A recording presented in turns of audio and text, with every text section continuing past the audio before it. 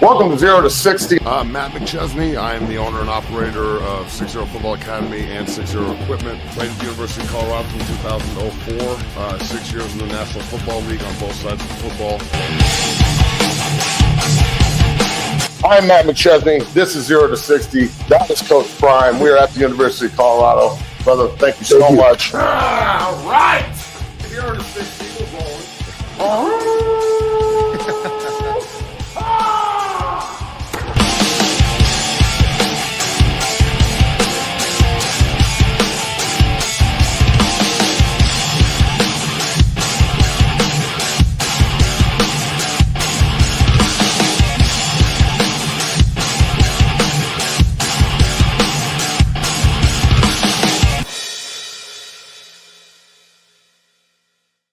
Welcome to 0 to 60. I'm your host, Matt McChesney. Bailey's on the ones and the twos.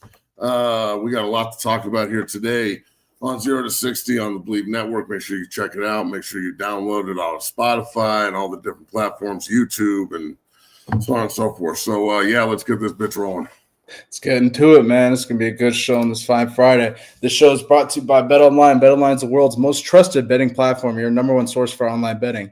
From the earliest odds to in-game live betting, BetOnline provides you with constant real-time odds and action and the ability to watch the games as they happen. With the largest selection of odds on everything from football, NBA and college basketball, NHL to UFC and boxing. Head to the website today to see why BetOnline is America's most trusted site for online wagering. BetOnline, the game starts here. Man, Matt, it's Friday. Prayers up to the people out in LA and all the fires that's been going on out there. That's a really unfortunate situation. About half the country is frozen and half the country is on fire, it seems like. But Matt, how are we doing? Good, man. You know, it is what it is. It's been a pretty stressful 2 weeks, but, life goes on. So I'm excited to talk about football for an hour and then, back to the stress. So, yeah, man, let's get into this. Well, let's get into it. Before we talk a couple Buffs topics here, just your reaction to last night's game, Penn State, Notre Dame. It seemed like Penn State really was rolling early, and then Notre Dame came back into it and ended up pulling it out late. What are your thoughts on this game? And let me ask you, the Drew Aller interception on late in the fourth. What do you think about that? And then that play call. Go ahead. Look, the game was a good college football semifinal. I mean, it was an awesome game. Started off a little slow, but that doesn't mean it's bad. Teams just gauging each other to see where they can game plan and hit them. Yep. You saw a lot of game planning at halftime. They came out and changed the way they were doing things on both sides of the ball. Yeah. Put both teams in position to win.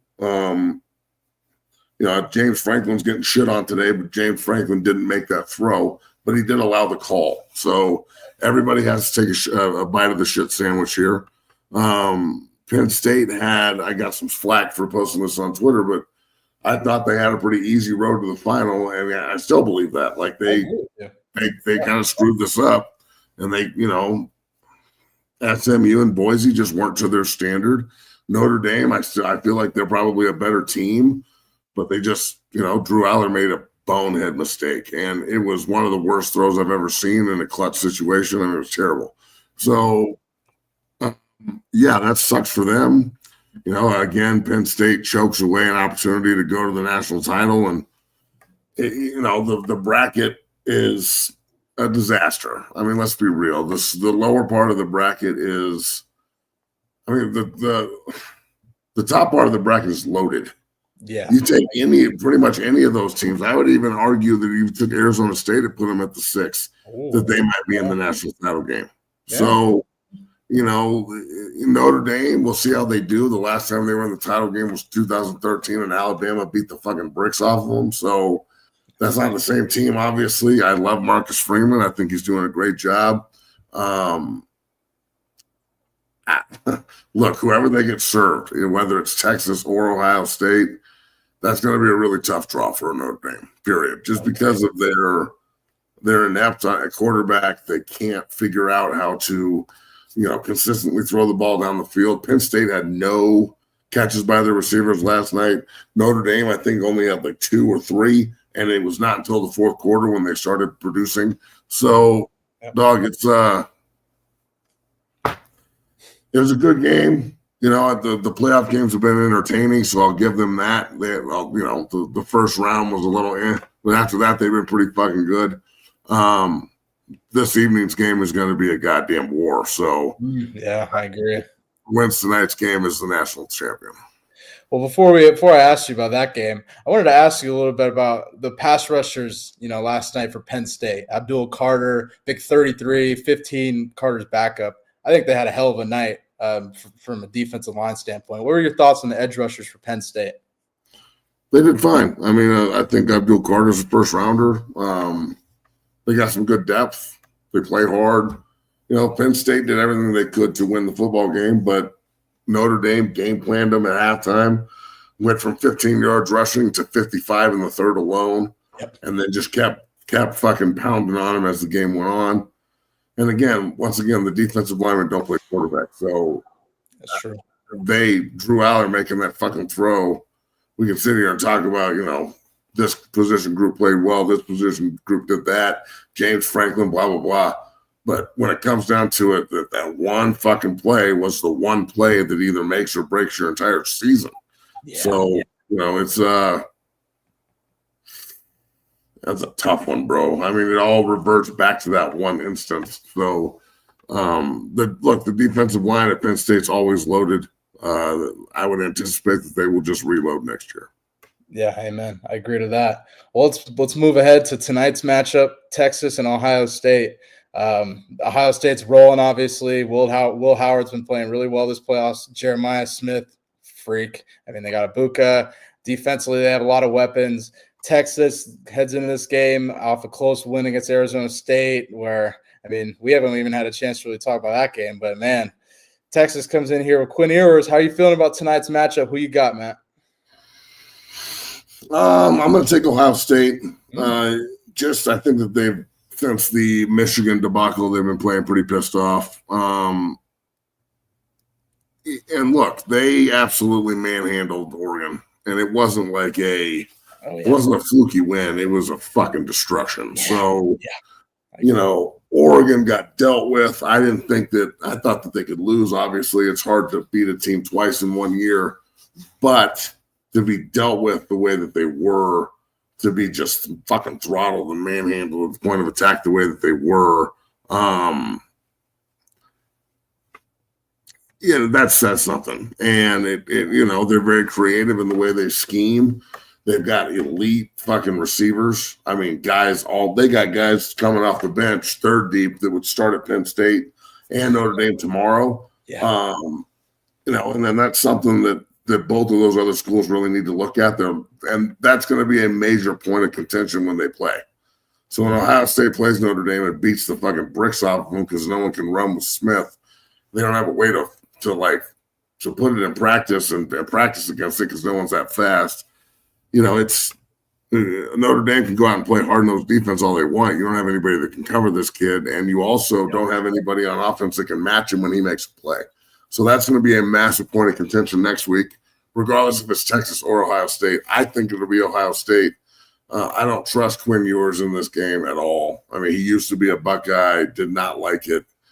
I don't know if it was just transition time and been Buckeye, in Buckeye land with, I think it was the Urban Meyer day switch over a year after. And maybe, he went there and he didn't get the start guaranteed.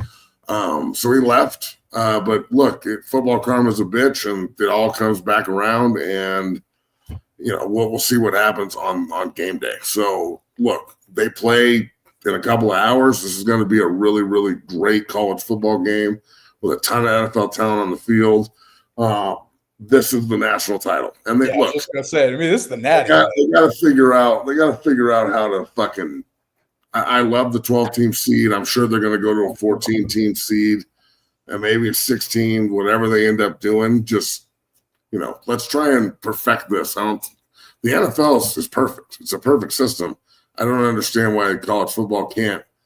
Couple of things. If we're going to all go to the tournament style, everybody has to play the same number of games. Yeah. Everybody has to play the same number of conference games. Yeah. Everybody has to play in you don't have to play in the fucking conference championship game, but your conference needs to have a conference championship game all right, where either division leaders play each other, however the conferences want to do it, or you just go fucking play 1 versus 2, but you all play 9 conference games. You don't have half the country playing 8 and half the country playing 9. Yeah, Notre Dame's not in a conference. So, I that just needs to change. In my opinion, there's things that must change in regard to this.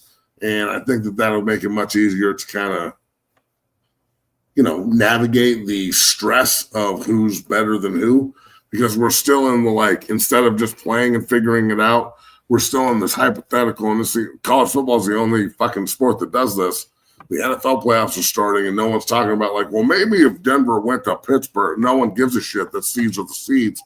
That now all we do is talk about what if Texas was at the 6th seed, or what if Ohio was the 7? What if they flip things? It's a cakewalk to the title. Blah blah blah blah blah. So it seems like they stacked one side of the bracket pretty deep here. Oregon definitely got fucked being the number 1 seed. I mean, they got fed an angry Ohio State team, so that was cool. But look, college football is getting it right, kind of. They just got to keep moving in the upward direction, man. Yeah. I mean, they're never going to get it right all the time, but goddamn, at least we're in a playoff. The playoffs have been cool.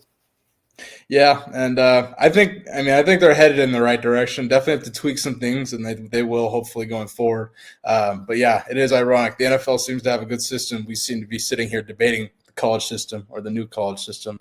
But tonight I'm going to roll with Ohio State. I think they're probably going to end up taking out Texas. I think it'll be a closer game. Everyone, I think, thinks Ohio State's just going to steamroll them. I think Texas can give them some problems defensively.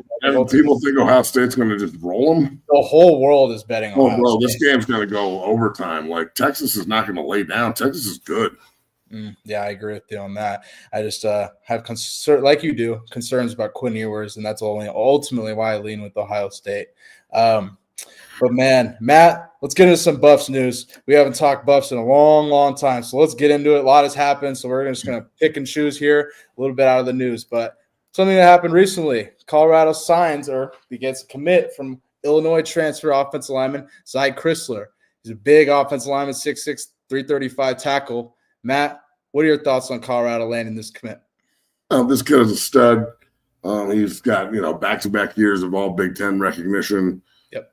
That's a pretty good conference to go back-to-back years, as a young guy and then as a vet. And now he's got a last-year eligibility and he decides to come to Boulder. That's fucking big time. So, there's so much going on in Boulder right now that I can't talk about, but there's a lot also, going on in front of our eyes here. And they're still dominating the transfer portal, and Coach Prime's at the hula bowl and shit, and they don't have an offensive line coach yet, but they're still landing talent that other schools covet. So it just shows you a little bit of what the standard is in Boulder, what the coaching staff that's there doing this job. Back in the day, it used to be like, oh, well, I saw an example Belichick's already on the road fucking meeting with kids at their high schools. Well, Coach Prime doesn't have to do that shit. And it doesn't. I love how the first example is Coach Prime doesn't do it. Yeah. Well, what does Coach Prime have to do with it? You know what I'm saying? So the haters are going to hate regardless. They're coming out of the woodwork right and left. But this get in the transfer portal is huge. I'll be interested to see where he plays. Do you put him next to Jordan Seaton, or do you just go lockdown right tackle? Yeah, that's a good question. We'll see what happens up there with the big group they got. But they're going to lose a couple of guys to the portal that maybe didn't pan out or want to go attack a different opportunity, very similar to Savion Washington. Yeah. Savion went to Syracuse last year. Savion actually gets back next week to train with me for the Combine and Pro Day, so I'm excited to work with his big ass again. But, just because they're leaving doesn't mean they're terrible, and just because they're coming in doesn't mean they're great. Let's remember, a lot of the linemen that they brought in last year didn't amount to shit. That was my next question. So we'll see what happens. But I really think this kid is a day one starter immediately. I would imagine he's your starting right tackle, and you just book in the two. But if he's not, Tyler Brown's going to be back. Cass Cleveland's back. They lost the commit, the big white boy. Yeah, Carter Miller. I don't know where he ended up going, but they lost him to UCF. Yeah, so look, he wants to go to UCF. Obviously, he wanted to know who the O-line coach is, and they don't know yet. So maybe that was his reasoning. I'm not sure. It got something to do with Load Holt.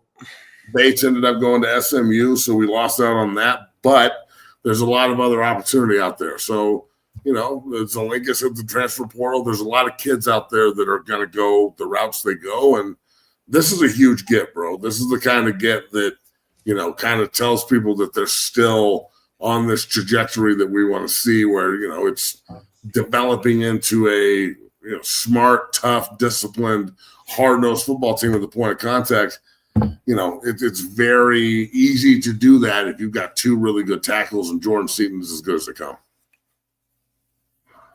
Yeah, no doubt. One thing I want to highlight, we mentioned. Sorry, everybody. I've been really sick for 2 weeks, so I apologize for sweating like a whore in church. That's all good, man. We appreciate you doing the show today. And one thing I wanted to highlight, and you kind of mentioned this, just the difference in transfers from last year to this year. Landing a Illinois transfer, Texas A&M transfer. We're really seeing Colorado, despite having an offensive line coach, landing these big time commits. I'm really looking forward to seeing what the offensive line looks like headed into the season with all these new additions. How do you feel about that? I think there's a glaring difference from last year to this year in terms of portal recruiting in the offensive line category. Yeah, look, the big kid from A&M is a stud too. So there's going to be guys that, and I love this, but they're bringing in tackles. Tackles can play guard. Very rarely can just pure guards play tackle. So as long as you have a smart, tough, disciplined, motivated coach that's going to go out and push these guys in the right direction and breed competition, and really put everybody in a position to go out and get it, then these guys, the sky's the limit on how good they can be, dog. Let's be fucking real. So you can take that big son of a bitch from A&M, who I've already spoken to. He'll be in the gym here very shortly when he gets in as well. When he gets in town, we'll put some hands on him and see if he can go play left guard. So, if we can find a point of attack left guard, maybe this kid can step in and be your right guard, your really athletic puller that's also your most physical player. The point of attack usually is the left guard, left tackle, with 99.999% of quarterbacks all being right-handed. That makes your right guard the skip puller, the flat puller, the guy that's the garbage man on screen left on Sally, but he's also the cleanup man on screen right, which is crease.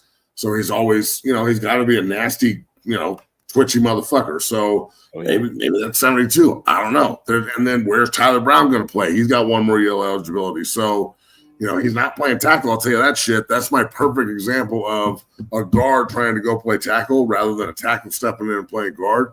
I love Tyler Brown. He's a fucking stud, bro. Okay. Rock is the man. I'm saying he's a much better center guard than he is a guard tackle. I'd love to see Tyler Brown compete with Cash Cleveland at center, too, with some of these guys they're bringing in, and see here just how big and physical you can make the offensive line. Just because Cash Cleveland was a freshman All-American last year doesn't mean that he's going to get, a free pass now in the competition room. That's not the way this works. So Dylan Edwards was a fucking freshman All-American last year. His ass went to Kansas State like that. Now, that's obviously Cash didn't leave. I'm saying that there's going to be immense competition on the offensive line moving forward. Absolutely. No doubt. And this kid, Chrysler, started 12 games at right guard for Illinois last year. So I would guess that he comes in and does play guard. He's your point. He's your pointer. He's your puller and the guy that's like we just talked exactly what we just talked about, actually. Amen. One last thing on the offensive line standpoint before we move on here. Khalil Benson entered the transfer portal, and I want to say he went back to Indiana, I want to say. Yep. What are your thoughts on this, Matt? Go ahead. Good for him. Awesome. Back home you go. High five. It's interesting. You see players leaving, transferring, and then going back to the school they transferred from. Do you have any comment on that? I literally just said, that's awesome. The kid goes back to where he played. High five. I don't fucking know why he went back, but he's not going to play here with all these guys we got coming in. So yeah, I gave you my answer.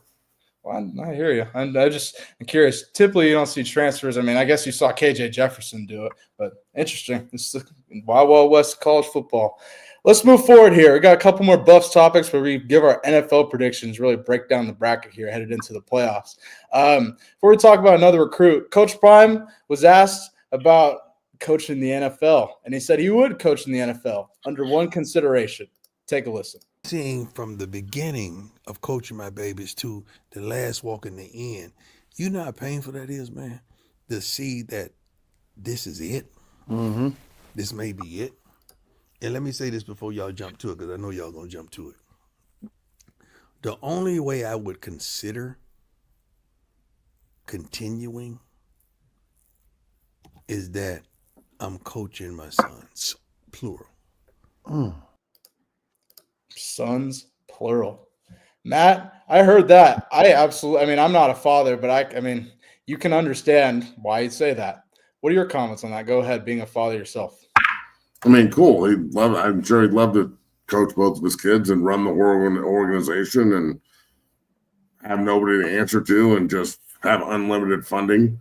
But that's not the reality of the world. He can only do that at CU, and the time has come for Shedeur doesn't want to play for his dad anymore. We've already talked about this. He brought it up. Yeah. It's time for everybody to branch out and go do their own thing and let Bucky private plane this motherfucker around the entire United States. Yeah. Coach Prime wasn't asked that question. He plays the media like a fiddle, and he's doing it again. He brought it up before they could even spit it out, so he controls the narrative.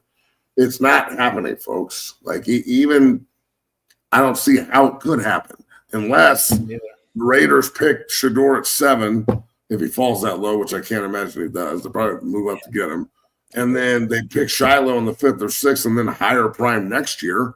But I don't see it either. You got to have your head coach in line to go do the draft and all that shit. They got rid of their GM. Maybe they go get Louis Riddick. Maybe this going to look. Do I think Prime's going to be the college football coach in Boulder for the rest of time? No. Yeah, I agree. I don't think he's going to be there until time ceases to exist. But I don't think he's leaving this year, regardless of how many fucking just redundant, ridiculous, beat the drum stories there are on it. But again, he's the one that brought this up. So he's getting in front of it and setting the narrative on his own terms, which is what he does. He plays the media like the damn fiddle is in his pocket. So he ain't going nowhere. It's not happening. He's got a contract extension on his desk that I'm sure when he gets home from the Hula Bowl that everybody will be eager to sit down and talk about and all that kind of shit. And personally, he should be the highest paid coach in the Big 12 and one of the highest paid coaches in the country. I'd like to think that the NIL funding and the collective and how much money and support they can get for the roster, how much the administration will give him for his coaches. Everybody needs to take a step up this year. That's what happens when you win and go get a Heisman and shit. So I'm praying to God that the University of Colorado doesn't play this cry wolf or cry poor game and they go get all of this done. I don't know the specifics. Obviously, I'm not an agent, nor am I in the room. I was on the phone the last time when I was saying to hire the man. I have nothing to do with this. This is all just speculation and rumor based on the people that I talk to on a daily basis about all this bullshit. So, I'd like to think that in the future, it's nothing but bright skies in Boulder, bro. Prime's not leaving. I think the recruiting is just going to get better and better and better. The development is going to get better and better and better as they start this new NIL era where it's not just going to be name, image, and likeness. There's going to be a salary cap and the ability to keep kids under contract and pay them, so on and so forth. Then you're going to have to go back to the developmental coaches, and they're going to become even more important in that regard. So building relationships with your players so they don't leave when you coach them hard, rather than just saying, oh, you're a pussy because you want to leave because I coach you hard. Right. Build a relationship with the guy first, and then we can have, real man-to-man conversation. Like I posted this morning after the 5 a.m. group, but there's a lot of kids in Colorado that are good players that are scared to come work. And they're on the same team as some of these other guys, I'll be like, so player X, why doesn't player Z, who's got all these offers, come in and get some work, at least try it? He follows me. He's like, oh, he doesn't think he needs to work that hard, or he's intimidated by it. He doesn't want to fail on film, or all these things that you look at the player and go, man, you're really going to struggle when a grown man has expectations at the next level. Right. So, that's my thing is it goes both ways. The kids, not all kids are pussies and not all coaches are badasses. Like, you got to meet in the middle here, and the developmental coaches need to really do a good job of building a relationship with the kids so they stay, so you can develop them. And the kids need to trust the coaches, and they could just – there's the next step in generation here on coaching and development and, getting paid and being a professional. It's going to start at a younger age, which I think is a benefit. And, I hope it all works out for everybody. But, if it doesn't, the transfer portal is just sitting there waiting. The transfer portal is going to become, though, like if you have an opportunity that's already mapped out, go to the transfer portal, okay? Tampering is going to be dealt with eventually. They're not going to just keep allowing the tampering to be as rampant as it is. Agreed. But if you just go, I say this now to guys, if you're just going to the transfer portal because you are with no goal and nobody that wants you, have fun sitting in the transfer portal. Yeah. Mm-hmm. Or it's a lateral move, or maybe you're stepping down. It's almost like the JUCO thing. I have a couple seniors that don't have homes yet. And I was talking to them about it this morning. I'm like, if you can shelf your ego and this is the other thing. If your parents can shelf their ego, JUCO is now free eligibility land. Yeah. It's a huge. Go to Coffee Community or go to fucking Independence or whatever and play for 2 years and mature into a man and put better tape out there and, stay in the recruiting program here so I can push your film and be your consigliere and your agent when it comes to this. And let's see if we like you in 2 years. And 2 years from now, you'll have 4 or 5 years of eligibility left because you still get the red shirt. So you could be a 27-year-old senior out there just molly-whopping people if you do it right. But again, is your ego and your parents' ego and your social media persona, which isn't a real person, are all of those egos going to be able to step back and go, I really need to go this route? Or is it going to be like, that's not good enough for me because I want to post that I'm walking on at fucking XYZ? So I'm telling you, bro, college football is changing rapidly, and you either become a chameleon or I'm telling you, you're going to be a dead fucking tortoise on the side of the highway. Amen. Adapt or die. College football is changing very quickly. Before we move on here, I got one more topic before we take a commercial. Matt, show me that hoodie. That hoodie is awesome. That's clean. I don't know where you got that, but that is awesome hoodie. Classic. It's a starter hoodie. That's awesome. Yeah, it's pretty cool.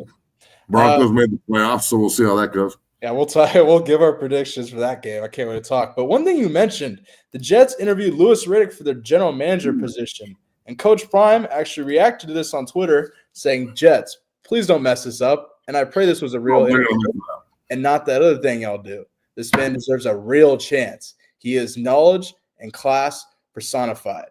Coach Prime. Matt, what are your thoughts on the Jets interviewing Louis Riddick? Do you think that would be a good fit for your former team? Look, I love Louis Riddick. He's awesome, but it's Jets, bro. You're going to work for Mr. Johnson. Right. You're going to work for Baby Oil himself. And I'm the Jets disgust me. I love them. I played for them. Without them, I don't have my pension. I'm forever grateful. Mm-hmm. But damn. I don't really – they need a quarterback. Shador might be sitting right there. I don't want that to happen either. I don't know. Maybe I'm just so scarred that I don't see it changing. But I guess if they're going to go down this road and I have to get behind something, this would be a good fit. And Shador sure would look good in green. And I'm trying to be positive, okay? So, fuck. Yeah, I know how you feel about the Jets, but I saw this. I was like, I actually think, I understand that it's the Jets and, we go down the circle, frequently. But the division is dog shit. So, Shador and Louis Riddick go there. You might be able to turn it around pretty quick. I don't know. Yeah, I don't know who they're going to end up hiring as head coach, whether that's Aaron Glenn or Rex Ryan. Rex Ryan. I got to ask you about that. But Man, I think Louis Riddick would be 2,000 years of beautiful tradition from Moses to Sandy Koufax. You goddamn right New York's living in the fucking past. God, man, they just can't move forward. Matt, what are your comments on the Jets interviewing Rex Ryan? Go ahead. You think he'd be a good coach for him? No, dude. He was awesome when he was there, but it's the ship sailed, dog. You're on TV now. Just go be on TV. You don't I'm not saying he can't come off the bench and do a good job. Right. I don't want another defensive fucking coach in New York, dog. I don't need Salah or Todd Bowles or Rex Ryan or Spagnuolo. I don't need Aaron Glenn. I need Ben Johnson. Yeah. You know what I mean?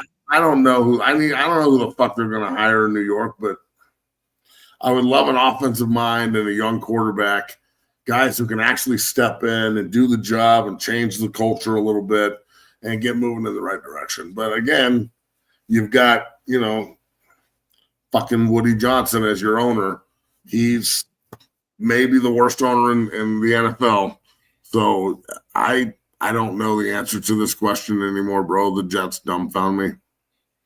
Yeah, it's a very fair answer, man. I don't blame you there. I think for Rex Ryan, I feel like there's becomes a point where you've been in TV long enough to where do you think owners would even want to hire him at that point? No. That's my general sentiment of it. I mean, I think Rex Ryan's a great personality. Where did it come from? Did he just bring it up? Was he just like, oh, by the way, I'm going to go coach the fucking Jets because I did already? Is that why it got brought up? I saw that it was a story when I was fucking coughing my lungs up and dying from pneumonia, but I didn't really take it seriously. I thought it was on a parody account. Apparently, it was not on a parody account. No, so the Jets did interview Rex Ryan. Rex Ryan came out and said that he believes he would be the best candidate for the Jets job. He said, long story short, that he thinks Ben Johnson would be a great candidate, but he thinks for this specific job that he knows the job and that he is the best candidate. I'm gonna get his comments in a second. About the job right now, they've got such a disaster with the quarterback position. Are you going to keep Aaron Rodgers around for another year? The offensive line's old and sucks. Your running game's awesome, but you don't fucking feature it and you never give them the ball. You got good players, Devontae Adams, and these other cats are good. But, Garrett Wilson's a good player. It's not like they don't have talent.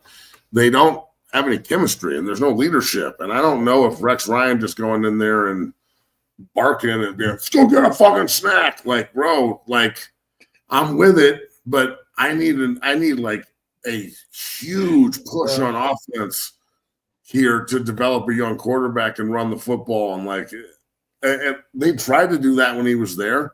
They had really good they had the Danny Tomlinson, they had dudes, Sean Green, and really good offensive line with Faneca and Moore and Ferg and Nick Mangold and all these other cats. So he did it once, but again, the framework for that team, because I was there. I went to Miami 2 years before he got to the Jets. Right. The framework for the team that he got in New York was already there. You know what I'm saying? Revis and all these cats, they were already there. They just needed to be pushed in a different direction from where Mangini had pushed them. You know what I'm saying? And after they got done being pushed and evaluated, because they brought in a ton of talent, and then Rex Ryan came in and just fucking jiggled it a little bit and drafted Mark Sanchez, and they got a rookie quarterback on a rookie contract and started flying around him, and all of a sudden you're in back-to-back AFC title games.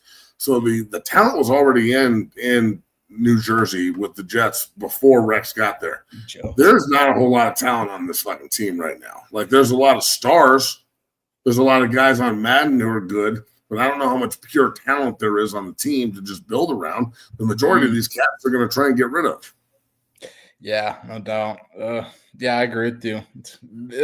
Jets are an interesting thing. You would think that they almost need to clean sweep the whole thing, from the top, in order for it to change. But you could say that about a couple NFL organizations. Before we move on, I just want to show Rex Ryan's comments on the Jets job and why he thinks he's the best candidate. Take a listen. You're going to get this job, right? You think you're going to be the next head coach of the Jets? Oh, 100%. Absolutely, I do. And the reason I think I'm going to get it is because I'm the best guy. And it ain't close. The thing that you have to do, you have to connect with a football team. You have to connect with your fan base. And the way they play, that's the most important thing. Not just the X's and O's and all that. Look, this Ben Johnson, I love him. I absolutely love him. But I'm a better candidate for this job than he would be.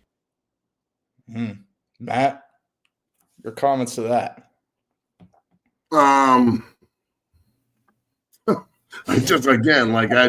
Rex, just go be on TV, dog. Like it's over. Just go be on TV. Like I don't believe anything he says. I just don't believe it. I've got the plan, and we're going to go in and execute the plan, and I'm the best guy for this job. Like, okay, you've already had it once. You were a hell of a coach. That's your choice. Yeah, and we'll see what happens. I think his agent might have made him say that or had him say that for PR, I would guess, or something. I mean, I don't know. I don't know if leveraging the media when you're trying to get that job is smart. I mean, just do it behind closed doors. So the media response isn't going to be like, "Oh my God, we got to get Rexy back." No one gave a shit. Everyone's like, "Is this guy fucking serious?" Rexy. So again, it's personal preference with Woody Johnson, but I just don't think it would be a good fit. So move on.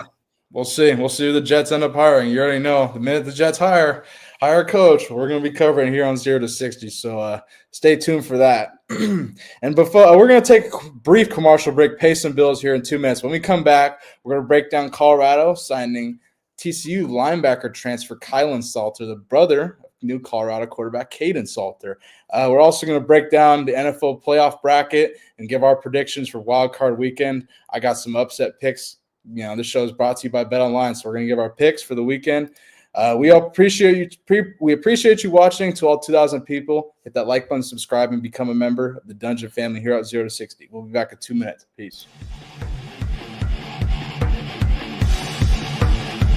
Whether it's offensive linemen as they work combos and double teams and also pass pro and punch, I think the unique physicality of this is outstanding. So much so that you can use it for your shield on punt team or as you rush in the shield. There's so many different ways that we're using it. We get better a little bit every single day, and I just wanted to say thank you because I hadn't ever thought of this, and when I saw it, it made total sense, and we're doing a great job with it. So thank you, man. Go Big Red.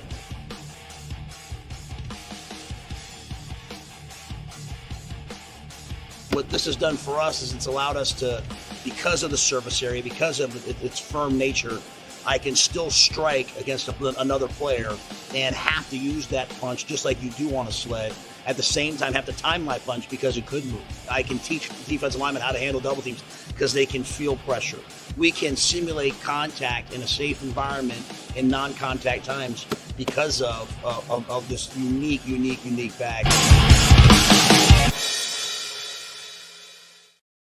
Welcome down here to the Lab 60 Football Academy, 60 Strength and Fitness. I am your owner and operator, Matt McChesney. I just wanted to let everybody know that 60 is now on Cameo. You can go on Cameo and request any tips for training, any offensive line, defensive line tips, recruiting tips.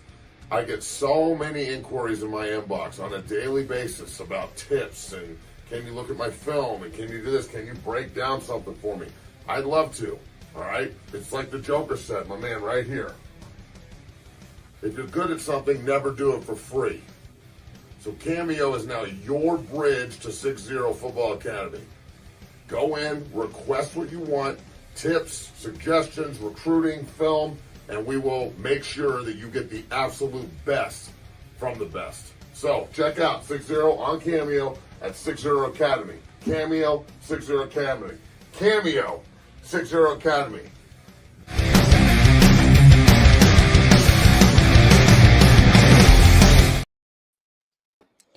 And we're back here on this fine Friday. And I just want to say to all our supporters, to those who reach out, say they love the show and reach out, we appreciate you. This is, when we started in this show in July, I really started taking us to the next level. You guys have been nothing but supportive. All you members, we appreciate you being members of the Dungeon family here at 0 to 60. I mean, this is just the beginning here, headed into 2025. Our next goal, we want to get to 50K, 100K subscribers. So we're really trying to grow here, and none of this is possible without you. So we appreciate you. Matt, as we head into the second half of the show here, let's talk one more Buffs topic before we talk NFL. Colorado lands TCU linebacker transfer Kylan Salter, the brother of new Colorado quarterback, and I would presume the new starting quarterback, Caden Salter. And he's already out here in Colorado, out in Denver. Matt, what are your thoughts on Colorado landing a new linebacker transfer? I think it's beneficial to replace Nikai Hill-Green and others. Go ahead. Well, I don't know if this kid's going to step in and replace Nikai Hill-Green. I mean, that's going to be a hard sell. I don't know if he's really played that much, honestly, but it's good to have family on the team. There's a lot of brothers, Lesters and Dukeways, and it's another set of brothers. That's awesome. It's a family atmosphere up there in Boulder, and it's been like that since Prime got there. So I'm with it, bro. I mean, you can add quality football players, but also add family. No one's going to have your back shoulder to shoulder like your brother. So I do think that his brother starts at quarterback. Mm-hmm. The new offensive line coach, whoever that's going to be, a run game coordinator. I hope you know how to do 11-on-11 game plan, because now you got a running quarterback with the RPO games and, the orbit motions and all the different variations that you can run off of it. I mean, it really opens up your playbook a ton if you can do it correctly. So I think that this is a good move. And it just, it just fortifies the comfort level of your starting quarterback, and also gives his little brother an opportunity to come in and play linebacker. So I'm with it, bro. I don't think that you're ever going to go down a bad road bringing in good football players that are also related. Yeah, I agree with you on that. And more of my point on the linebacker aspect, Colorado just needs linebackers. I feel like that's a position, of need, and they're bringing in, guys, and like you mentioned, Colorado on the team, got the brothers, the Westers, and others, another pair of brothers here, which I think is only beneficial for the family in Boulder. Matt, let's go ahead and talk NFL here before we get out of here on this fine Friday. We got Wild Card Weekend coming up. Got 2 games on Saturday, 3 games on Sunday, and a Monday night game. Let's go ahead and start on Saturday. Texans take on the Chargers. The Chargers are 3-point favorites. This is going to be an interesting game. Matt, who you got in this first matchup? Go ahead. Well, last year the Texans were home dogs in the first round of the playoffs to Cleveland and beat the fucking bricks off the Browns. Mm-hmm. They were healthy, though, and Houston's limped into the playoffs. They have no offensive personnel, that are healthy consistently. They're tough. I mean, D'Amico Ryans hasn't played okay. Mm-hmm. Stroud has kind of hit the rookie or the sophomore wall. He hasn't had a very good year. I would assume that the Chargers win this game with ball control and good defense. But at the same time, Houston's going to use that as more motivation to go do what they did last year and just go beat the bricks off somebody at home. So, look, I'm going to take the Chargers in this game because I think Harbaugh will outcoach Ryan. I think Herbert's a better quarterback than Stroud. They're going to run the ball and kind of try and control the time possession. But the Chargers are Jekyll and Hyde too. The Chargers can go out and play their ass off and be great and then just shit on themselves in the same game. We watched them go on the road to Jacksonville and be up 27-0 at halftime and lose the game. So it's time for Herbert and the Chargers to take that step. I think they do it on Saturday of the opening game of the playoffs. I'll take the Chargers. I think they cover the 3-2. I think that they'll win. I think they win by a touchdown. Wow. Yeah, you let off with kind of my point. The Texans are home dogs again, second straight year. And you also make a very good point about the Chargers. They're like Jekyll and Hyde. I mean, they've been pretty consistent though. The only thing that alarms me about the Chargers cover the spread a lot.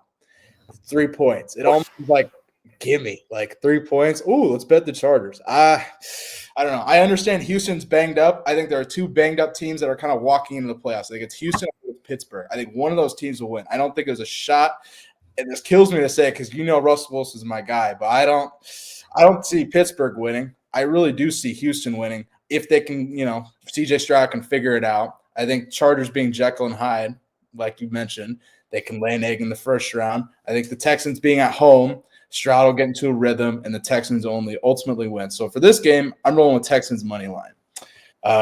Let's roll into the next game here. Baltimore, Pittsburgh. Mike Tomlin in the playoffs against divisional, opponents is 10-2. Now the Ravens are 9.5, damn near. The Ravens are going to shit stomp the fuck out of your boy Russell Wilson and the Steelers, bro. 10-point dogs though. I don't know if the Ravens cover 10. I don't know if the Steelers score. Really? Yeah, bro. Russell Wilson is a bum. He will not be back next year for the Steelers. They're better off with Justin Fields, and don't be surprised if Justin Fields plays the second half because Russell Wilson shits all over himself in the first half. Wow, bro, it's what it is. Shot in your brain that the Steelers. There's no chance.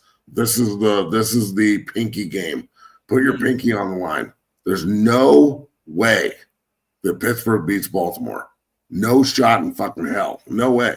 Not in Baltimore, especially. So, Russ and that team has completely fucking tanked. It's in the last month of the season where they're playing good playoff teams.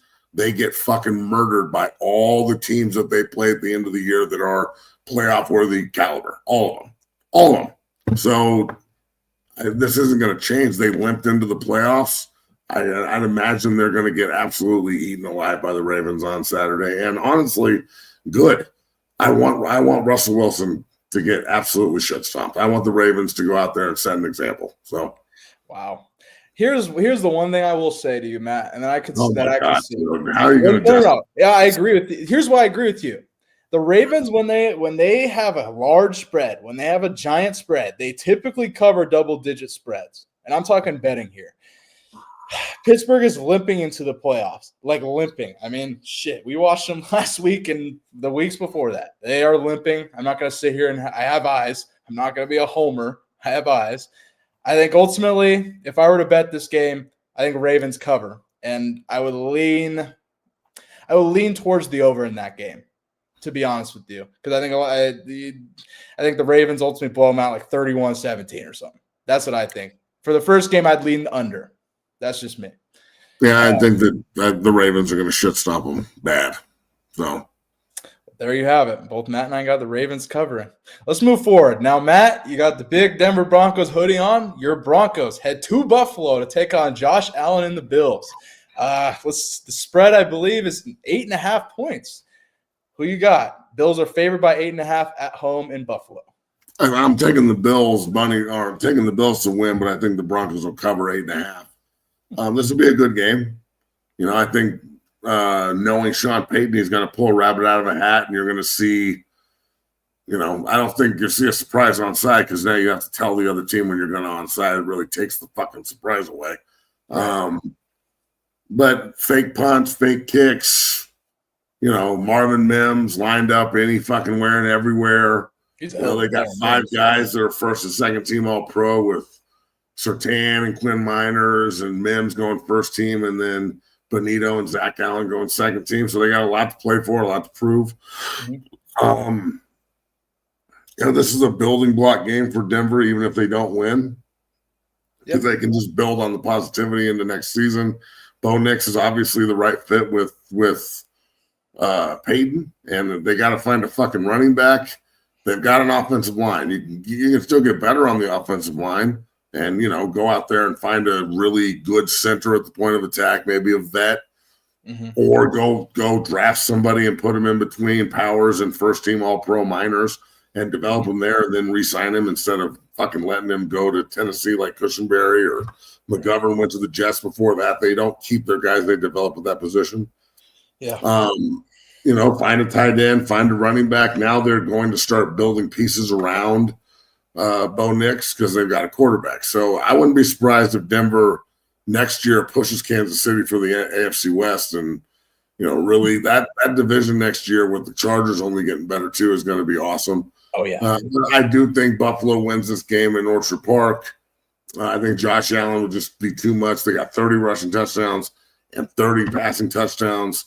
They're the only first team in NFL history to do that. So there's a lot of people pundits out here in Denver that are looking at it going, oh, well, they don't have one guy because they have all these guys. And I'm like, no, they just have a ton of guys that are really good.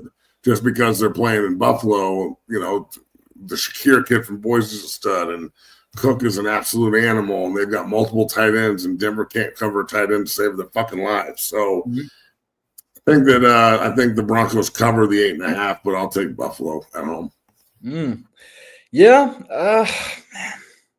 It is really hard for me not to bet against a rookie quarterback. And I that's the one thing I will say. I agree with you that Bo Nix is a good fit for Sean Payton. I agree with that this is this is a good win or good game for Denver either way, because they'll build on this headed into next year for sure. Man, I'm going to lean Bills. I think Bills definitely win. Do they cover 8.5? That's a tricky line. I'm going to say the Broncos cover 8.5. Anything, if the Bills were like 6.5 point favorites, I'd say Bills, but 8.5, tricky number.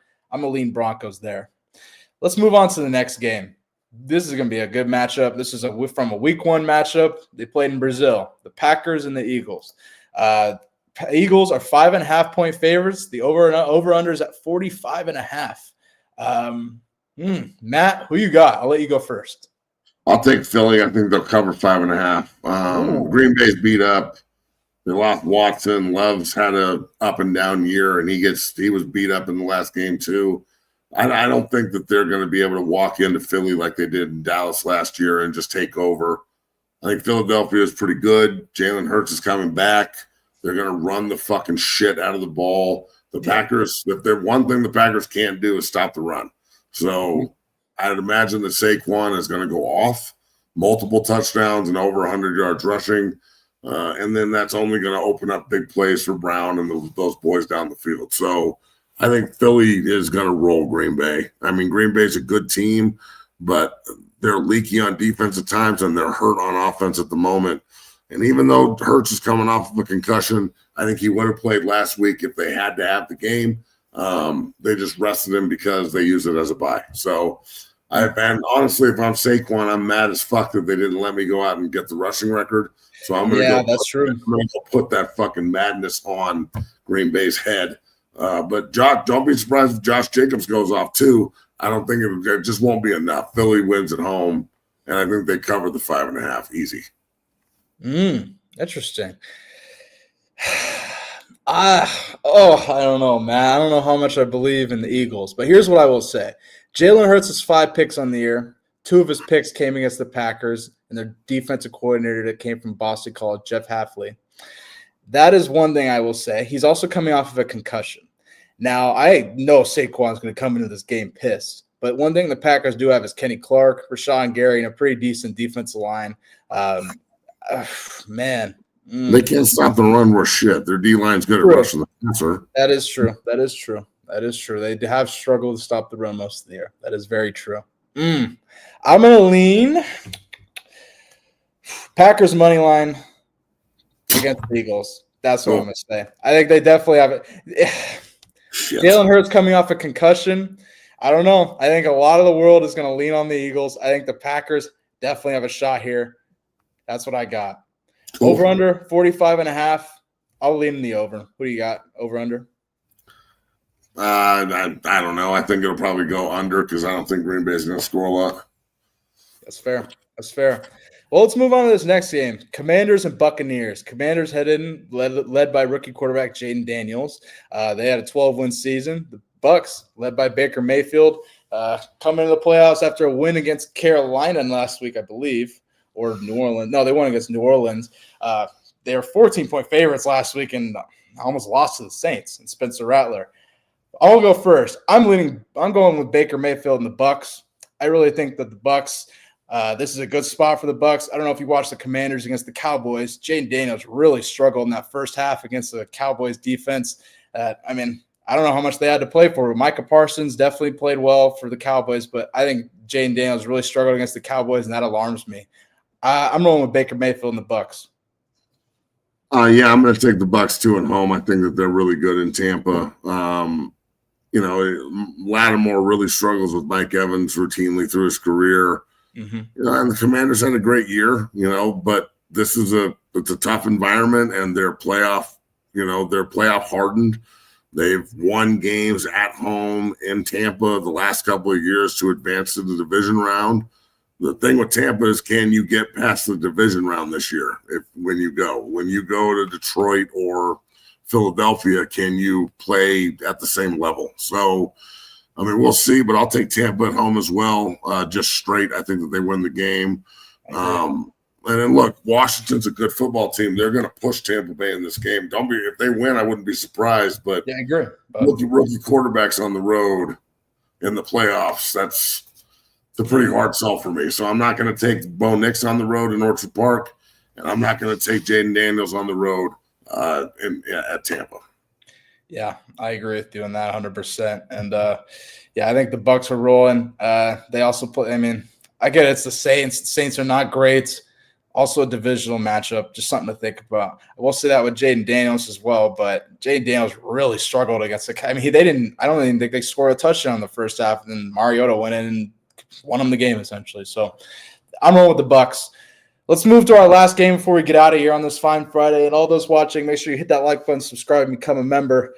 This is LA Rams versus the Vikings. This game has been moved to State Farm Stadium in Glendale, Arizona due to the LA fires. And unfortunate break for the Rams, who fought hard to get home field advantage, and now unfortunately have to go play at a neutral site, a division opponent who they don't really play well. To be honest, they don't play well at Cardinal Stadium. But Matt, who you got in this matchup? Vikings versus Rams.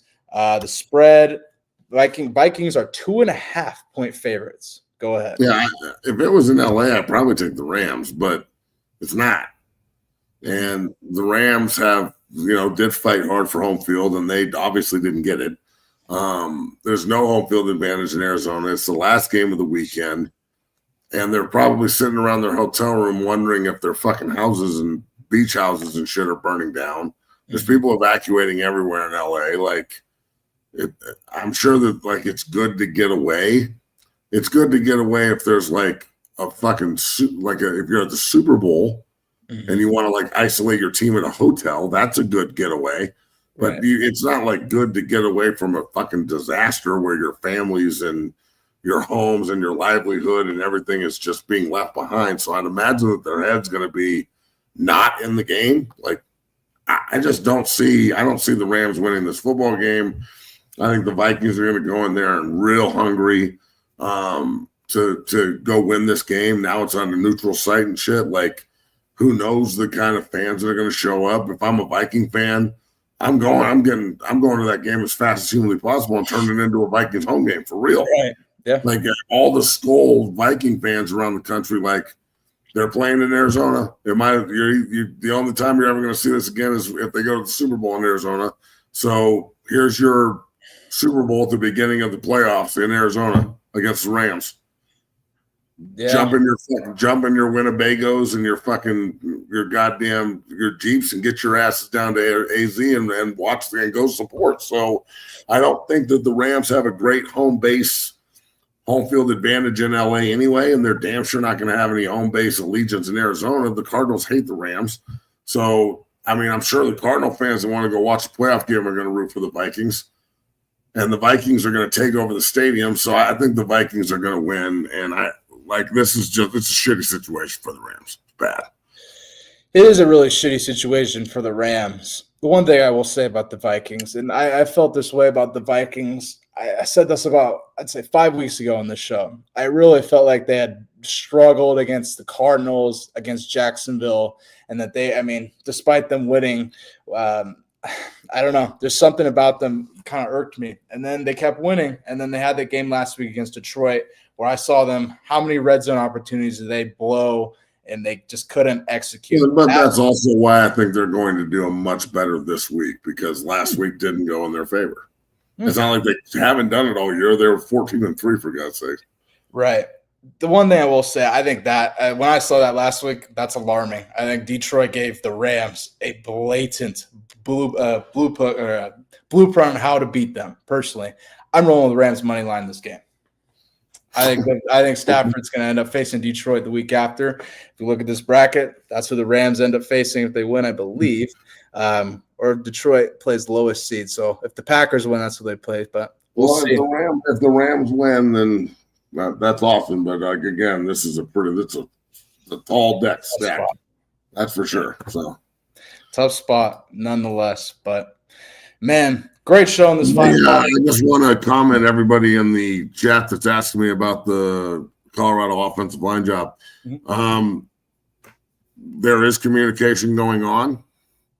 I'm not going to tell you what's going on, but there is a lot of communication, and next week's a new week, so keep your fingers crossed, and we'll see what happens. But there's a lot of shit going on behind the scenes. So no doubt, all good stuff, folks. I'm eager to see what happens. So absolutely, and we appreciate all those watching. We appreciate all your support and curiosity, and all those shouting out Matt, and we appreciate all the support nonetheless. And great show on this Final Friday. I can't wait to get into this weekend of college football and NFL ahead. I can't wait to see the game tonight.